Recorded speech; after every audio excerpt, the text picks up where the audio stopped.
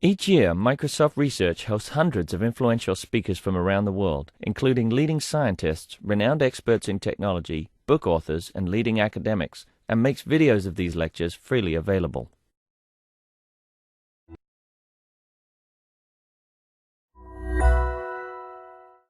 So our next speaker is Ian Kerr, who is the Canada Research Chair in Ethics, Law and Technology, which I have to say is a terrific title. I mean, I'm not really sure there's anything else left to actually be a research chair in at that point.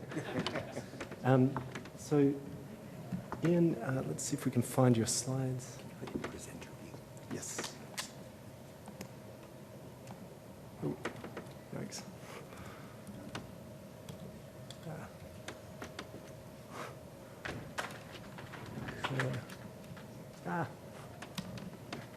Okay, I'll leave the rest of you. I've done this. And one thing before we start, just a reminder to everyone, if you do have any questions for any of our speakers, please submit them at that link that was displayed on screen before. The link is also available through the website of the symposium. Thank you. And please, Ian, take it away. Thank you very much. It is wonderful to be here. I want to thank you, Michael, and also your colleagues, Richard and Adrian, for the kind invitation to be here. When I think of symposium, I think of Socrates and Plato sitting around, several bottles of wine, small venue. I'm looking to the back of the room here and seeing that we have a bit of a different meaning, so I'm glad I brought my, my slide deck with me.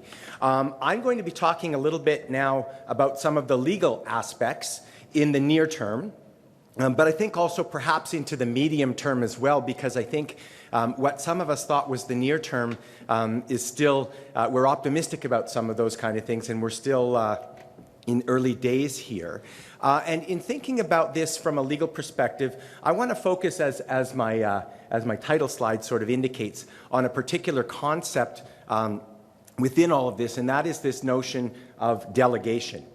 So what I'm talking about, in other words, is the idea of what happens when human beings delegate certain tasks to machines that were previously only within and exclusively done within the human domain, and some of the legal and ethical implications and aspects that come up in the context of that delegation.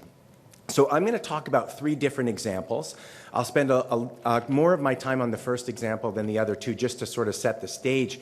And my first example really takes us back a ways. It starts with some of the work that I was doing back before we were in this millennium that we were now in the early days when I was just starting out as a professor in 1999. And at that time, I was asked a question by the Canadian government, by a department that is called the Uniform Law Conference of Canada. And the question that I was asked was, can computers make contracts? And this is kind of where we're at now with this questions of automation technologies and algorithms, and whether they can enter into contracts in a way that used to be exclusively something that was achieved by human beings. And really, I guess the way to understand that question is, can contract formation be something which we can delegate to machines from a legal perspective?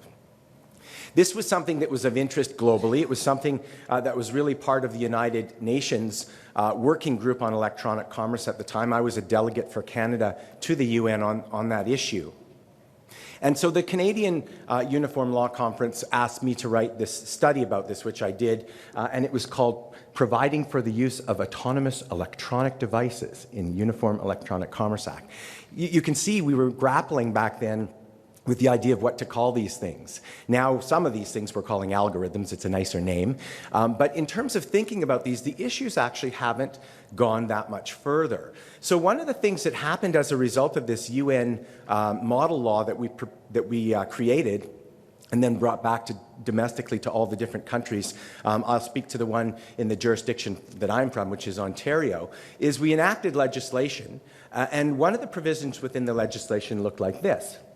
It had a definition for something that was called an electronic agent, which you can see the definition there, a computer program or any electronic means used to initiate an action or respond to electronic documents, actions in whole or in part, without review by a natural person at the time or response. So the important thing here was this idea that all of a sudden we would let algorithms enter into contracts. And that's what the section in various jurisdictions, I pulled the one from Canada, a contract may be formed by the interaction of, and we use that term, electronic agent and a natural person, or by the interaction of electronic agents. Now, the idea here was to recognize that, that commerce was automating itself, and that we had to have our laws be able to accommodate that automation in ways that would be good for business, and in terms of providing certainty, but also in terms of allowing people to do things with machines that they previously weren't able to do.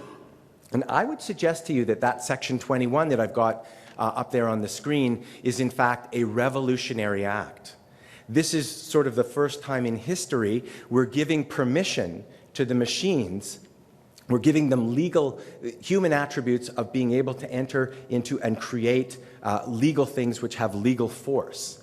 And so really, as someone who also teaches contract law and was doing that this morning in Ottawa, as I would talk to my students about this, this was kind of a weird thing from the perspective of contract theory.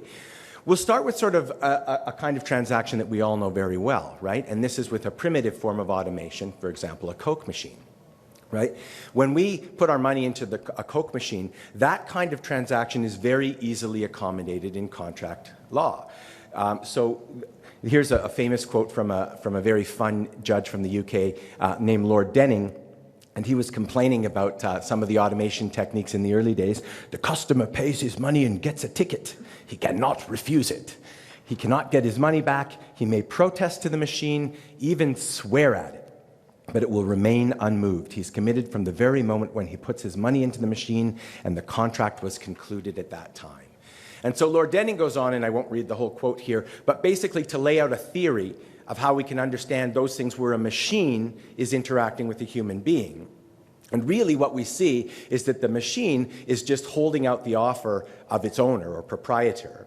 And when the person puts the money in, they're accepting the offer that is made by the owner, not by the machine. I think that's consistent with what Eric was talking about a few minutes ago when he said this idea of AI being like a hammer or an instrument. And so we start to see that in the early days, it was no problem accommodating law to automation. But as we started to move forward, and these were some of the early slides when I was looking at it in these days, with intelligent agents, as your community would call them, and early instances of this like My Simon, and perhaps this one even better, from MIT's Media Lab. This was an agent called Casbah. And Casbah was something where you could, in essence, program certain parameters. And MIT, some of you in the room might remember this, sort of did this as a demo one year when it was doing one of its fundraising gigs. And it would have everybody come in, and they'd get a whole bunch of objects, and they would set a computer agent while they went into the conference to negotiate bids on their behalf. They would select, for example, a particular kind of price function, in this case a price rising function. So you can see, for example, the one at the end, that strategy would hold on to the money and have low bids right till the end and then raise the price. But the idea was that a person could set the machine into motion, and the machine would generate the contract, and then at the coffee break or at the end of the day, they'd see what kind of things they ended up with. All right? So this was sort of, circa 1997, Patty Mays, MIT Media Lab. And if you think about what's going on there, what we start to see even then, and things haven't changed tremendously since then, is that while on the one hand of the continuum, we can think about things like Coke machines as purely instrumental, and therefore, from a legal perspective, we can attach traditional notions like absolute liability to the person using the instrument. So if you use the Coke machine and the Coke machine enters into a contract, then you're going to be responsible for that contract.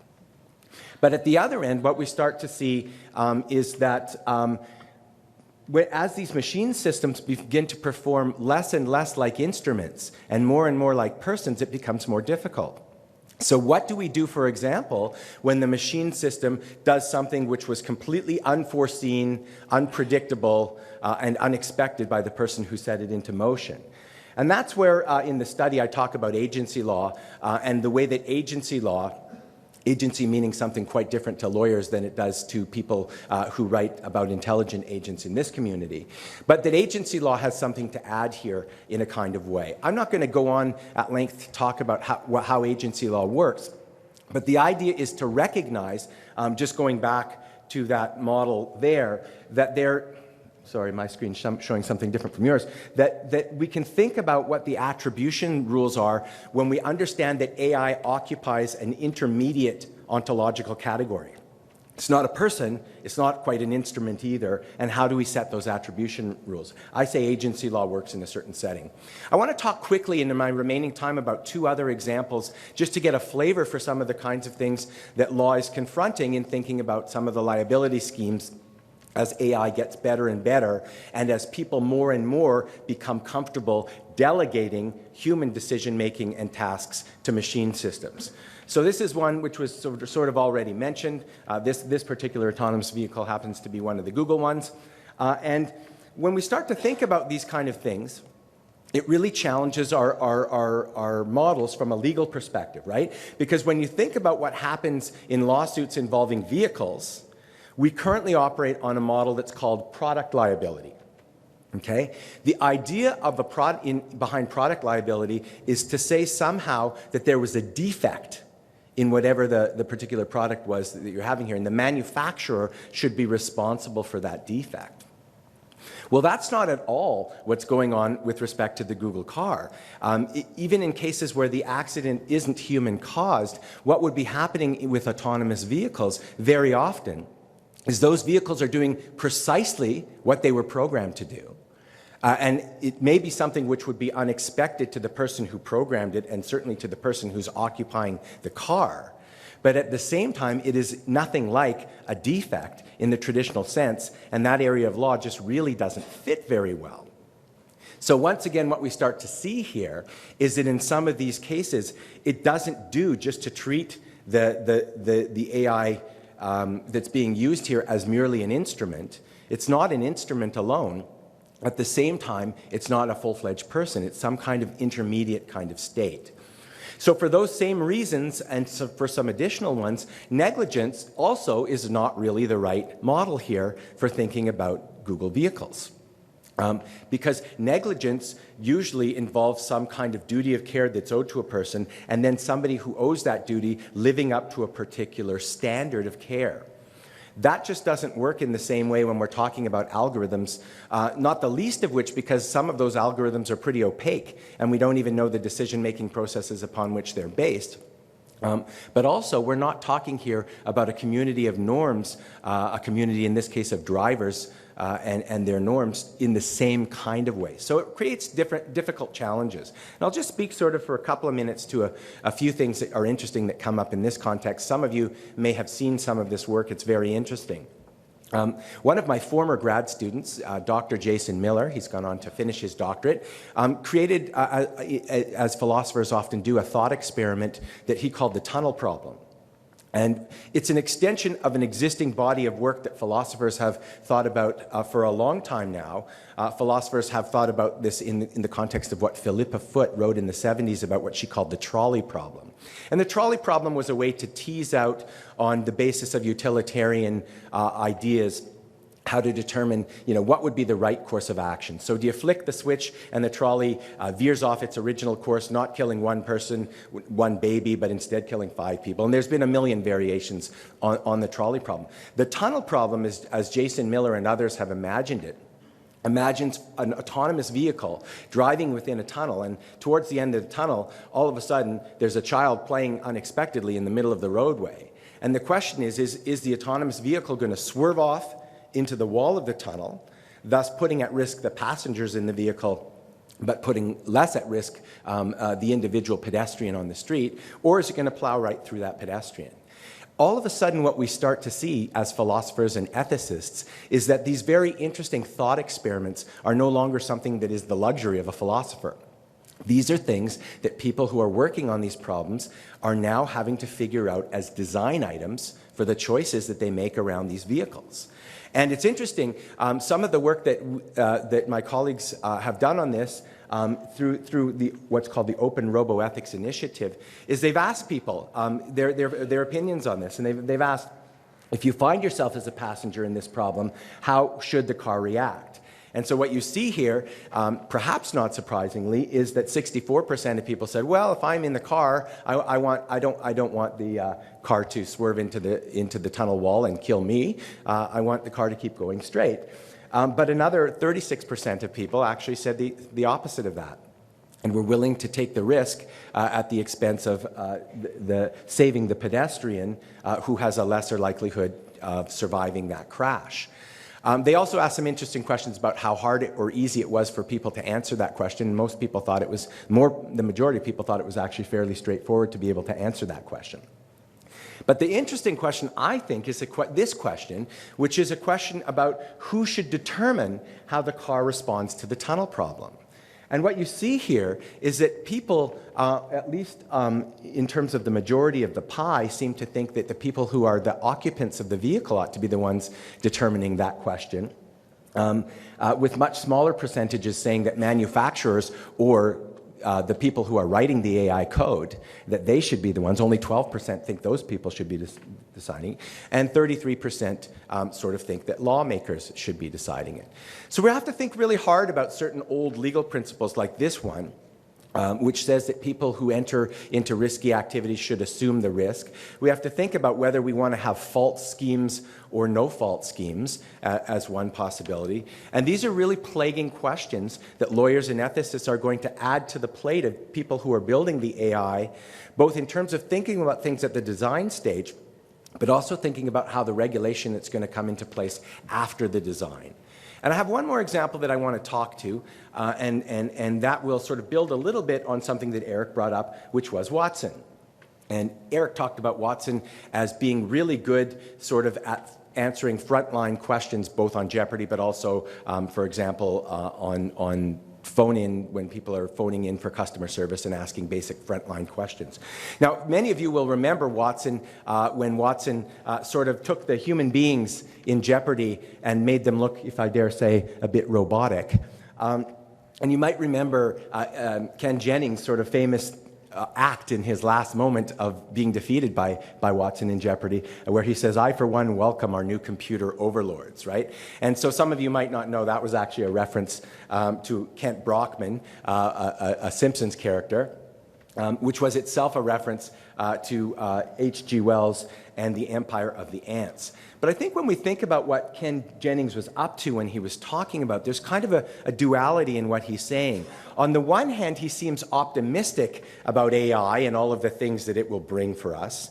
But on the other hand, he recognizes that this is a kind of relinquishment of control. And in this case, one to what he thinks of as the computer overlords. And we can think about that in the context of what we want to delegate to AI and what we don't want to. And so you see that there's kind of, in some ways, I think, a kind of interesting, almost existential question that's going on here in terms of how much faith are we willing to place in the algorithms, and how much faith will we place in the power of algorithms. And when I think about this, I'm reminded of a concept that Robert Pirsig, who once wrote a book called Zen and the Art of Motorcycle Maintenance, talked about, which is this idea of the Church of Reason. And when we think about this in the context of algorithms, it becomes really interesting, because when we adopt some of these algorithms, we have to remember that the reason that we adopt them is because of the success rate that they have. And evidence-based practice says if the algorithm keeps continually producing successful outcomes, there's reason to continue to employ the algorithm. And so it's not surprising that Watson has been giving more meaningful tasks than just answering phones, right? This is a headline from a couple of years ago already from Wired in the UK, where it claims that Watson's IBM is better at diagnosing cancer than human doctors. And so it's not clear if that is totally true or not. It makes for a good headline. But in any event, what I think it suggests is something very interesting, which I'm going to try to work with and finish up in my last few minutes here. What we're talking about now, and the way that IBM, for example, puts forth Watson, is to think of Watson as a kind of tool. And that's the language that's been used here. It's a tool in the doctor's toolkit to help diagnose cancer. But ultimately, one would say in these situations, the human being remains in the loop. It's the doctor's decision to make using language like the most responsible physician, as is used sort of in hospital settings. And this is where we're sort of at right now. But I'm kind of interested and have been working a lot lately on this question about what happens next. What happens when we get to a point where there is what one might call human-robot disagreement, where the doctor has an inclination or an intuition towards one outcome, the machine system gives the opposite diagnosis, and what is the doctor, who is the human in the loop, going to do? Right? So I'm imagining this kind of scenario, and I'm imagining a doctor of this sort, right? House, who has that sort of humanistic, sort of gut feel. I think Bones McCoy would be in the same camp of doctor. But has this sort of humanistic feel to what they're doing here, and yet the algorithm tells him to do something else.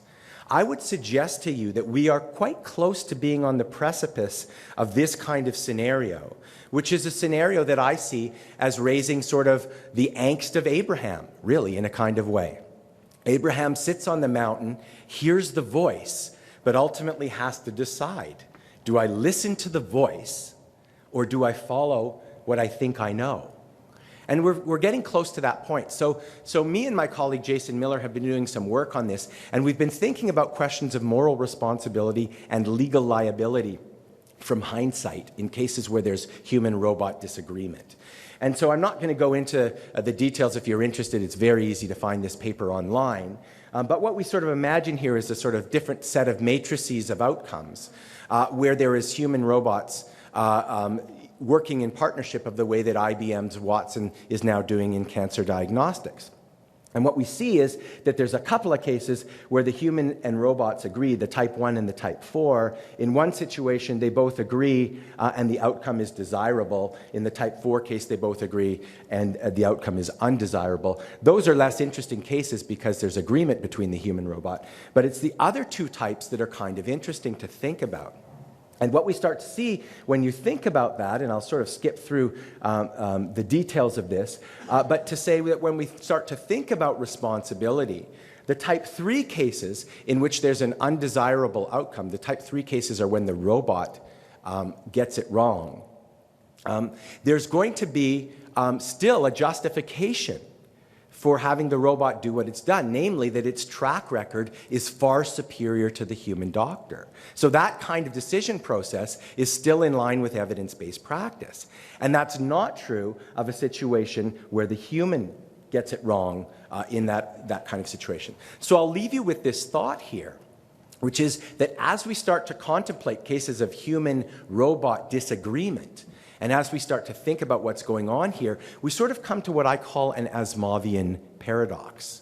And the paradox is this, that the normative pull that leads to a decision to delegate to the robot, namely evidence-based reasoning, generates ultimately a system in which we now have no obvious evidentiary rationale for explaining the outcome generated by the expert robot. The robot doesn't operate on a theory, and if it's a private sector algorithm, we're not even subject to its decision processes to begin with. All that we have, in essence, is the hindsight case. And so we all know that hindsight is 20/20, and we're going to start to see here that some of these legal problems become very vexing as we move forward, and particularly as AI moves away from being that of a simple hammer or tool and becomes more of an intermediate or intermediary, occupying some space somewhere between being merely an instrument and not yet being a person. Thank you very much. I look forward to the panel.